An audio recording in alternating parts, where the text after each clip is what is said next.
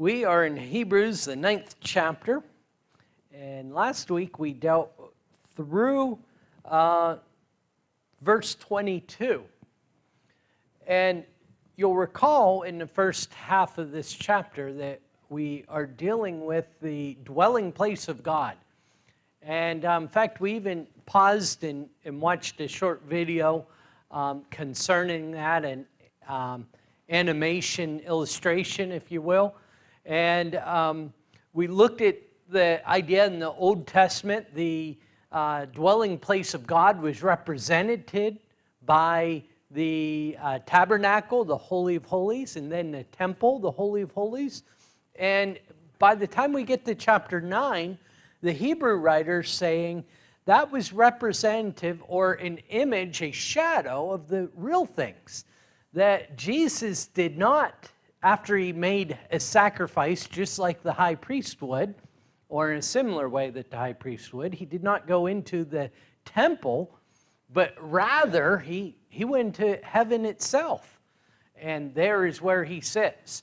And we talked about the idea, and I think the Hebrew writer's really getting this across, that that God came to be with man, and that with the ripping of the veil, he unleashed God, if you will, on the world.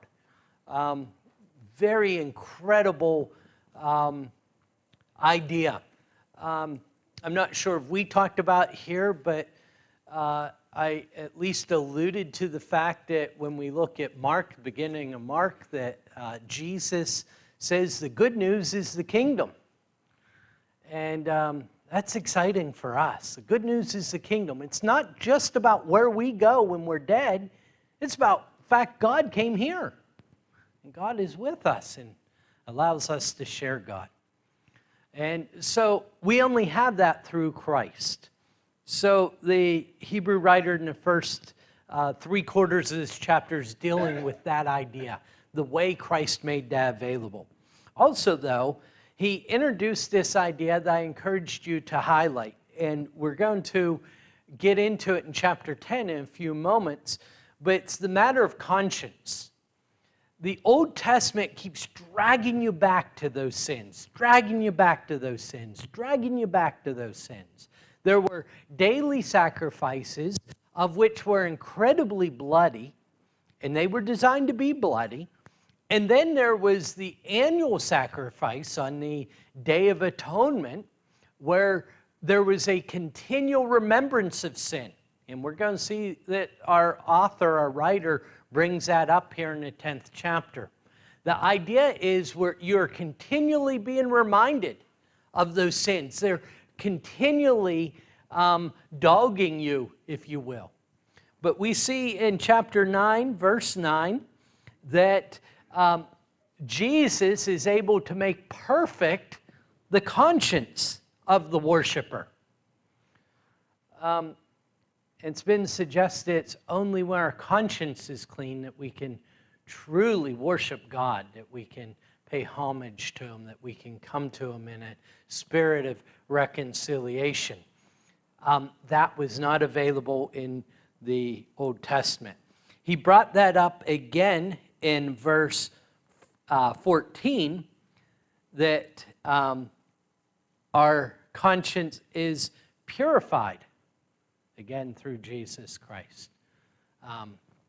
So dealing with that idea that the Old Testament law, if you think about our study on Sunday mornings from the book of Romans, we're dealing with this idea. It doesn't just justify us in a legal sense, it reconciles us.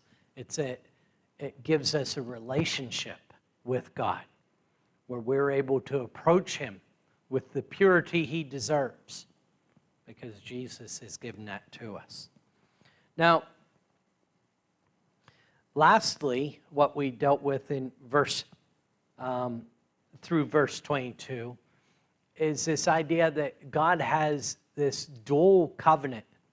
It's like a contract, although it's not mutually negotiated contract. It's a contract that said, here's the terms, are you going to sign or not? And it's very much like a will, and wills like that. That helps us comprehend it.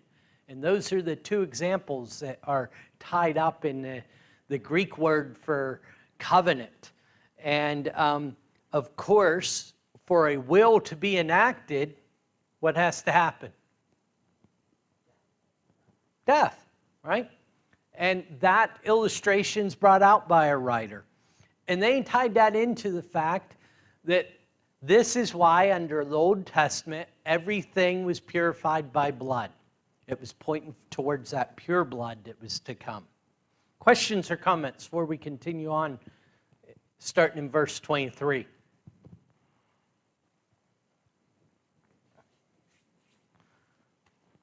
There's no questions. I think I did either very well or very poorly. There's no in between. Either everyone understands or everyone's asleep. 23 through 28. Would someone read that for us? Hebrews 9. Thank you for pointing that out. 23 through 28. Thus it was necessary for the copies of the heavenly things to be purified with these rites, but the heavenly things themselves with better sacrifices than these. For Christ has entered not into holy places made with hands, which are copies of the true things, but into heaven itself, now to appear in the presence of God on our behalf. Nor was it to offer himself repeatedly, as the high priest enters the holy places every year with blood not his own. For then he would have had to suffer repeatedly since the foundation of the world. But as it is, he has appeared once for all at the end of the ages to put away sin by the sacrifice of himself. And just as it is appointed for man to die once, and after that comes judgment, so Christ, having been offered once to bear the sins of many, will appear a second time, not to deal with sin, but to save those who are eagerly waiting for him. Okay, thank you, Sharon. So as I mentioned, we ended last week with the idea that everything was sprinkled with blood. When we look back at Exodus, is it chapter 24 that we dealt with on Sunday night for a couple of weeks there, where we have the covenant confirmed, we have the people down in the valley, and Moses takes the blood and he sprinkles it on the book, he sprinkles it on all the furniture, and then, guess what? On the people. Lovely, right? Nasty, we say. And it is nasty, except for what it's pointing to. Isn't it amazing that 1,500 years before Jesus, that we have this strong of an allusion to what's to come? That's what the Hebrew writer is saying. Thus, it was necessary for the copies of the heavenly things to be purified with these rites, but the heavenly things themselves with better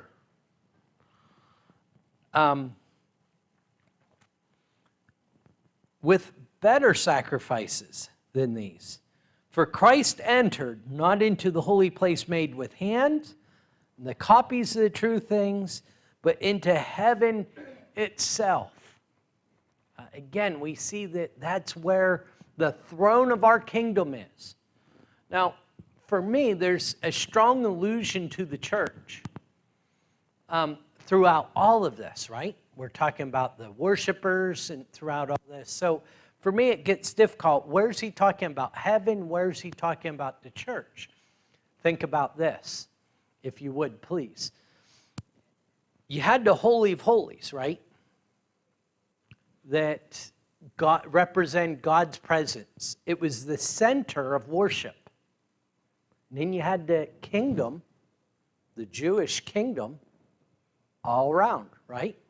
You take the temple, it was in Jerusalem, and there was the hot spot. It is a picture that's being painted so we can understand that our throne now and our Holy of Holies is heaven itself. And God's kingdom is spread out, not over a simple geographic area, but over the whole world. And heaven itself is our center, is our rolling area. Questions or comments? I think there's two words here that I want to draw out in this passage that are easy to overlook until you notice them. They're appeared and once.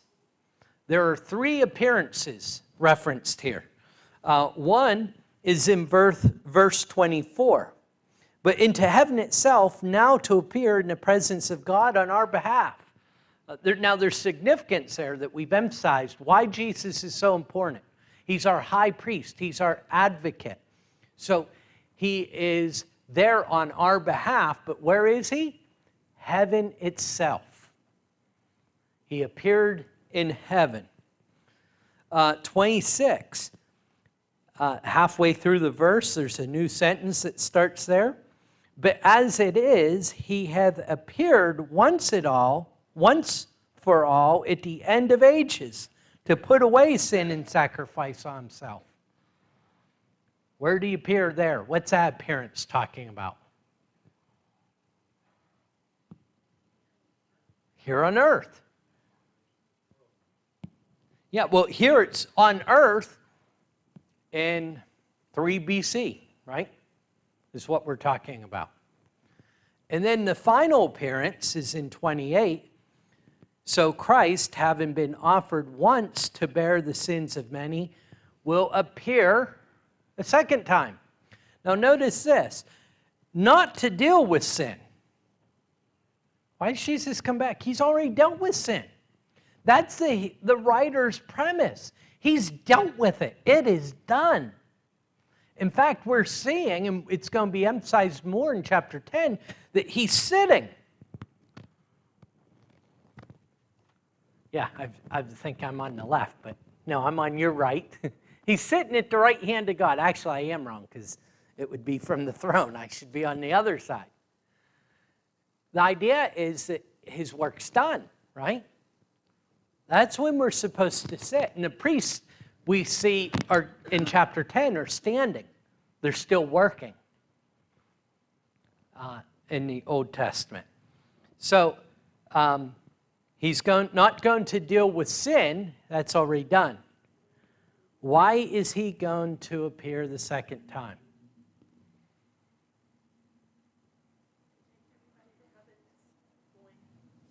Okay, to take everyone to heaven. What's the verse say? To save those that are eagerly waiting. To save those who are eagerly waiting for them. Emily, your response isn't wrong. But literally in this passage, to save those. That's why he's coming back. Now, you say, well, are we saved or aren't we saved?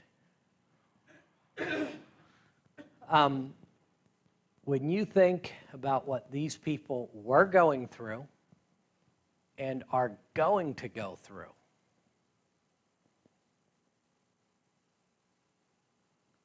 the end of time or the end of their life was a great blessing. I think it's one of the problems that we have in the U.S. Things are so easy. I've shared before, Evie and I watch Alone. It's a history channel show. And they take 10 people out. This year they were in the Arctic. And you get $1 million. You got $1 million if you lasted 100 days in the Arctic. You can take 10 items with you. They helicopter you in, drop you. You have video cameras that you set up and film yourself. $1 million if you're there 100 days. Who thinks they could do that? 100 days for $1 million. What's that, $10,000 a day? Did I sign up? No, because I wouldn't make it. I wouldn't make it.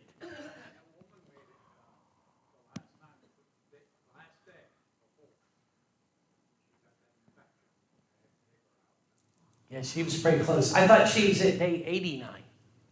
Oh, okay, I can't remember, but she made it real close. Yeah, she did, real close. Ask Evie, she'll know exactly what day she made it to. Yeah. Now, here's what this illustrates to us. The people, even the woman that made it 89 days, and there was one man that made it 100 days, they lost, and these were not obese people going in, they lost 40, 50, 60 pounds in 100 days. They barely survived. And leading up to that point, people are tapping out due to starvation. Life is hard in this world, right? I think sometimes we forget just how pampered we are. We cry because we have to get out of bed Monday morning, right? And we forget how pampered we are. These people were going to go through some really hard times. We're in really hard times. It would do us well to remember what the good life is, right?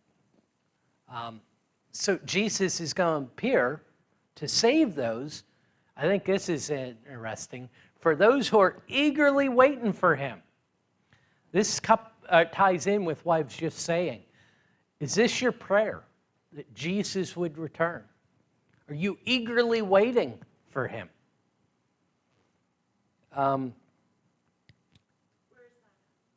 The end of 28. Not to deal with sin, but save those who are eagerly waiting on him. I think of Acts 1:11, where there Jesus is taken up into heaven, and the disciples are standing there, gazing. And his voice comes out of heaven and says, "Why are you looking up into heaven? Don't you know that the same one that went into heaven is going to come back in a like manner?" They were anxious for him, right? Are we anxious to have Jesus' return? Let's turn over to 2 Peter 3:12.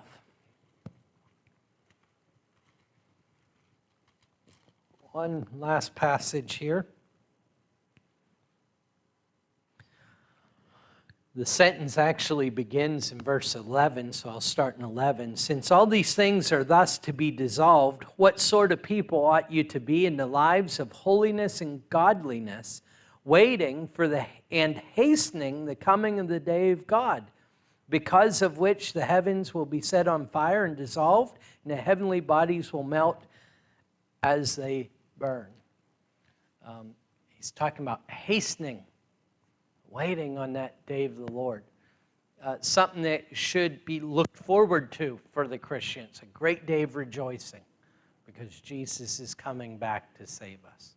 Questions or comments on the appearances or waiting on Jesus' return? By the way, hello, Megan. I didn't see you call out there earlier, but it's great to have you with us again this evening.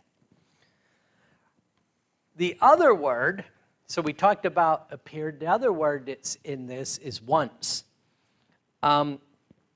We see that Jesus offered himself once for sin, and that's being emphasized.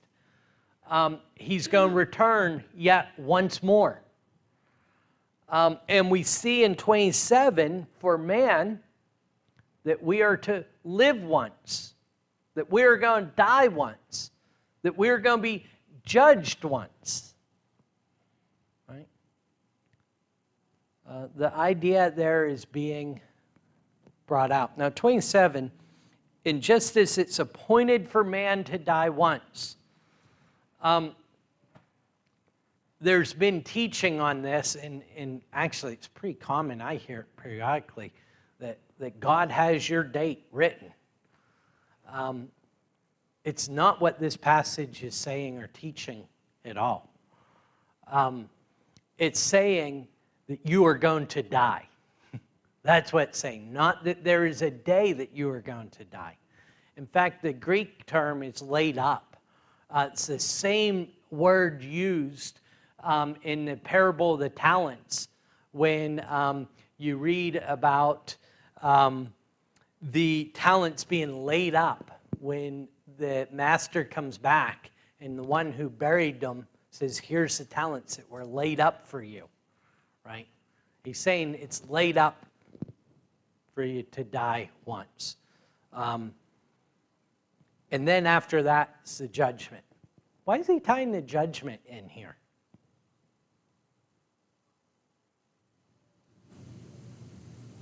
Because we all stand before the Lord in judgment, just like we all die. It's coming to everybody. The two are connected, aren't That's they? right. Judgment. No getting out of either one. No getting out of either one. I think there's a sober note here, sober note to this, where he's telling them, because remember, the whole idea of what we're looking at is he's saying, be careful of what you're picking.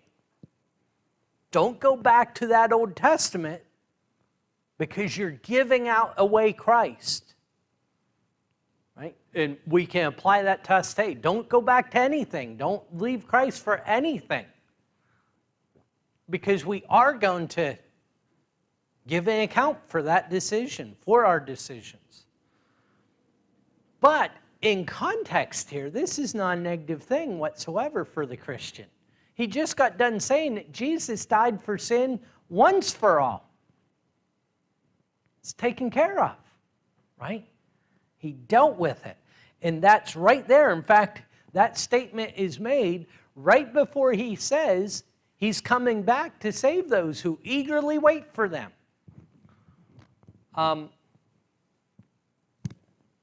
In school, I was often on the side of the equation that was hesitant about tests. I was never excited about the test, but I knew kids, Amanda's one of these people, that was excited about tests, right? Now, the test is a judgment day, isn't it? We're going to see what you know. When you're on the wrong side of that equation, it's not a good thing. He's tying it in with the fact that Jesus is coming back for those who eagerly wait for him. Questions or comments before we move on to chapter 10? The King James at the end of 28 says, and unto them that look for him shall he appear the second time without sin unto salvation. What does that mean, that he shall appear the second time? Oh, because he already died on the cross and got rid of all the sin, is that what that means? Yes, so he's coming back for those Yeah, who, I see. who are looking for him or waiting for him to save those. Yeah, I apologize, I brought this small bike over, so I only brought one Bible. So I can't read that of you, but the concept is hand in hand with the two. All right, 1 through 4. We'll start reading in chapter 10, starting in verse 1. Yep, would someone read that? Good things to come, and not the very image of their enemies, can never, with those sacrifices that they offer year by year, continually make the comers thereunto perfect. For then would they not have ceased to be offered, because that the worshippers once purged, such have no more conscience of sin, but in those sacrifices there is a remembrance again made of sin every year. For it is not possible that the blood of bulls and goats should take away sins. Okay, so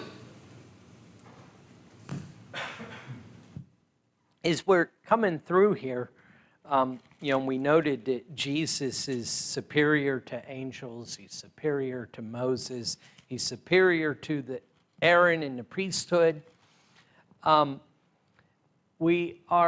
He has a superior law, right? That's what we looked at. And as we follow that narrative through in chapter 10, we really dive into the idea that he's the superior sacrifice. And this is why everything pointed to him, right? Everything is an image of him. In fact, the Hebrew writer says in verse 1, since the law has but a shadow of good things to come. We talked about Moses for months, right? And we looked Sunday night at the fact that, I believe it's in John 5, that Jesus said that if you believed Moses, you'd believe me because he wrote of me, right? Moses himself was pointing to Jesus. Moses was a great man, but he was a man, right? We were created how? In the image of God. But I'm not God, right? Not close. So when you look at me, you can see characteristics of God, right? When you look at mankind, you can see characteristics of God. But they fall way, way, way short. I mentioned alone the other night. Most of these, all these people have with them pictures. I look at my phone because we all have pictures on our phones now, right? And inevitably they have a loved one that they have hanging in their little makeshift shelter somewhere to remind them of their loved one. And that's great, isn't it? We all love pictures. But it's not the real thing, is it? It falls short, drastically short. A picture is an image of the real thing. That's what the law was an image of what was to come. That's what the sacrifices were, an image of what was to come. It did not have the realities. To illustrate that, he says these priests, and notice if you were looking very closely, you would have noticed in chapter 9 that they were currently doing it. Again, when the Hebrew letter was written, the priests were sacrificing. The temple was still was still under operation. But notice verse 1, by the same sacrifices that are continually offered every year, make perfect those who draw near. Now, we all either have or have had, I'll take that back, I said all, but this probably isn't true in Naomi, revolving debt, right? You make a car payment, but did it suffice? Did it make your debt whole? No, not until you get to the very last one. Then when you make that last one that makes that debt whole, do you make any more?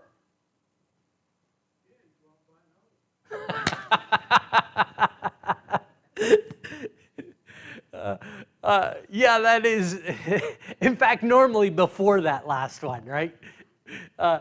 Good point, Mike. Do you make any more payments on that car if you keep that car? No, it's done. Oh, it's done. Okay. No, you're done with that, right? It's paid for. Now, obviously, we sing the song, he paid a debt he did not owe. He paid a debt that I could not pay, right? The debt's so large, we can't ever pay it off. So it wasn't ever going to end. That's the very point. But this is the Hebrew writer's point. He says they're making them continually. That tells you they don't suffice. Compare that to Jesus who made it once, right? That's the way Dad buys his vehicles. One big payment. Pulls those moldy dollar bills out, pays them off. Is that right? Okay.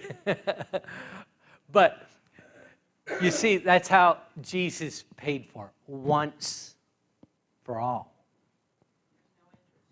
No interest. It was sufficient to the uttermost. The Roman writers, or Paul said in Romans, right? That is the point he's making in verse 1. In verse 2, otherwise they would have ceased to be offered, since the worshiper, having once been cleansed, could have no longer any conscience of sins. I think there's something said here about the Christian walk. And I've talked about this as we've gone throughout Romans. This idea that, I don't know if I'm saved or not. I don't think that's what Scripture teaches. Conscience is clean. No longer have any conscience of sins. What I have to be concerned about, and what the Hebrew writer is begging them to pay attention to, is don't let go of it. Don't go to anything else. Keep a hold of it, because you have something precious. These sacrifices were a reminder of sins every year. For it is impossible for blood of blood and bulls and goats to take away sins. So that's that analogy that I was pointing out. They weren't ever going to pay it off. Questions or comments? All right, verses 5 through 7. Would someone read that for us?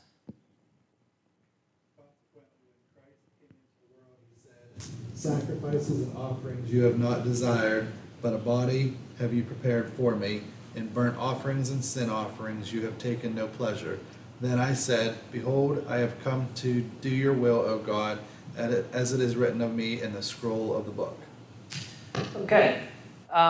This is a quote from Psalm 40, verses 6 through 9. Interesting. If you have time or you're interested in this sort of thing, go back and read these verses. You will notice there's a significant difference in them. When you read in your translation, you are going to read that you prepared for me an ear. Or the King James says, you pierced my ear. Where here we read, you've prepared for me a body. That's a big difference, isn't it? Where in the world do you get this huge difference? This to me is a really interesting idea for interpretation. Because sometimes it's assumed or it's taught that a good interpretation or a good translation will be the most literal word for word. But the fact of the matter is, if you translated any language into another language, word for word, it would be possible to understand and impossible to do, because words don't mash up. What the Hebrew writer is quoting from is the Septuagint. And the Septuagint translators, which were translating the Hebrew Old Testament into Greek, translated a body for me. Now, how in the world could they get that? Well, the imagery of putting a hole in one's ear or preparing an ear was one of a willing slave, right? And not just a willing slave, but forever slave, saying, put a hole in my ear, pierce my ear, if you will, is essentially what it was. And it was to signify lifelong service, willing service to a master. Now, what the Septuagint translators did, and by the way, Septuagint stands for 70. For years I wondered why 70. There were 70 translators, Jewish translators that translated. And the myth goes that they did it in 70 days. I don't know about all that, but there were 70 translators that worked on it, Hebrew translators. And what they realized and what they took into account when they translated, it's talking about more than ear, right? As customs change, when you talk about piercing an ear, you change that. So what's really talking about is my whole body. Now, the Hebrew writer does a couple of things here, and I hope to make it up to verse 16, 17 tonight, because it will accompany what I'm about to say. The Septuagint translators realized that it was about a whole body. The Hebrew writer is capitalizing on that Septuagint translation to bring out an inspired point about Jesus. It's interesting. When he quotes Jeremiah 31 in verses 16 and 17, he takes some liberties with it, if you will, for the same purposes. Questions or comments on that technical side of what we find here before we get into what it means? Corey. So when was the Septuagint written? Before Christ. Before Christ, yeah. Sometime before Christ, within 100 years of time of Christ, though. And the exact time is eluding me. So the Septuagint was written before Christ, and they still translated it as ear at that time. Is that what you're saying? No, this is a quote from the Septuagint.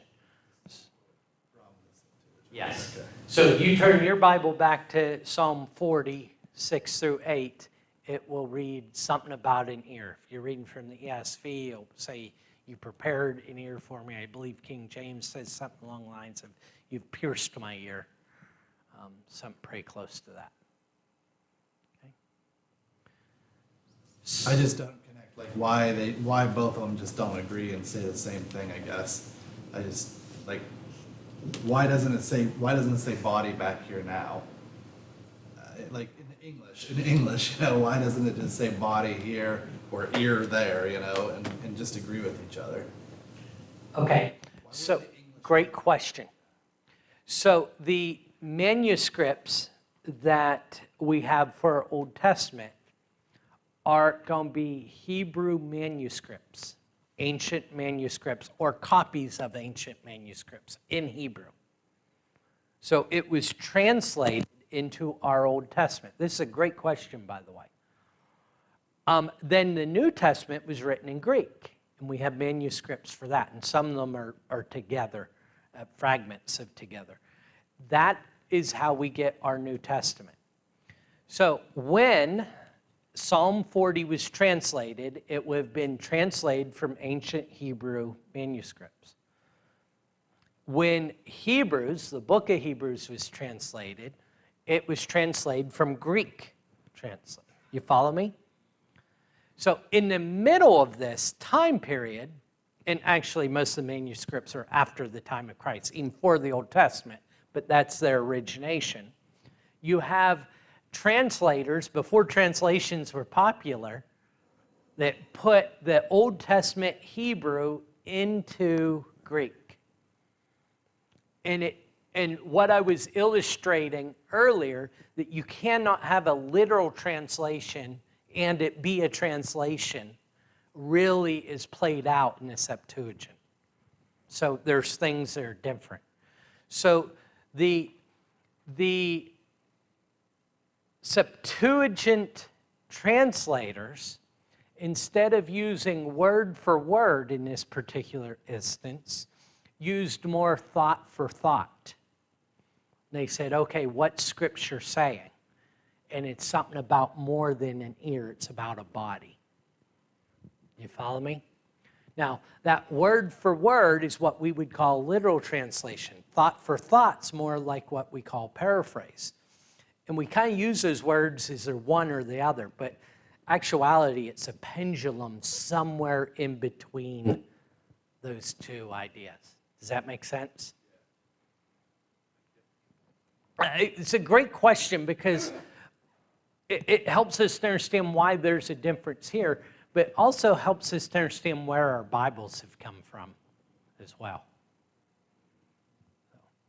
At least I hope that was my goal. All right, so what we have time to do is to deal with what it means about Christ. So this is obviously a messianic psalm. It was written by David.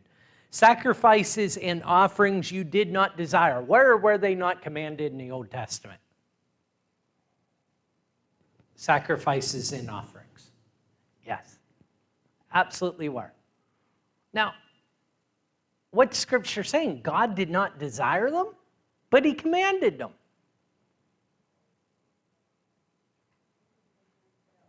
What's that? Only when man failed to follow the law, there had to be some kind of flood.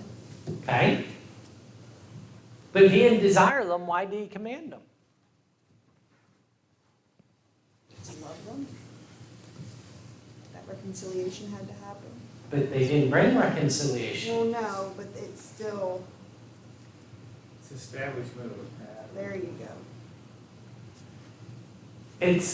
Don't forget the context of where we are. The Old Testament is an image of the real things to go. Ernie said it a little differently. It's establishment of a pattern, he said, which is a great idea. God commanded them, but it's not really what He desired.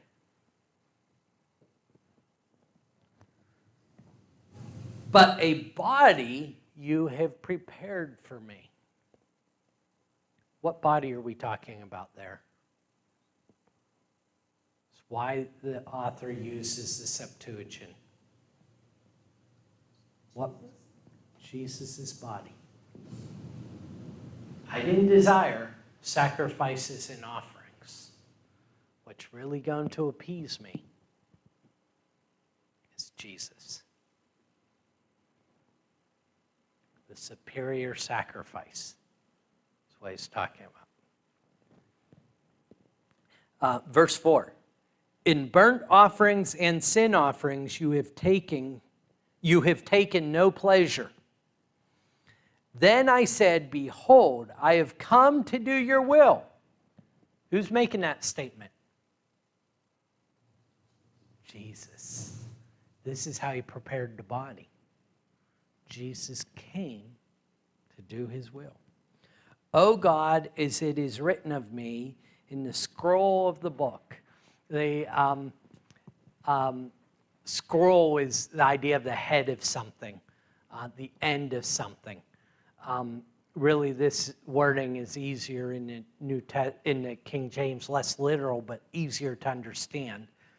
In essence, he's saying, as it's written of me in the book, right?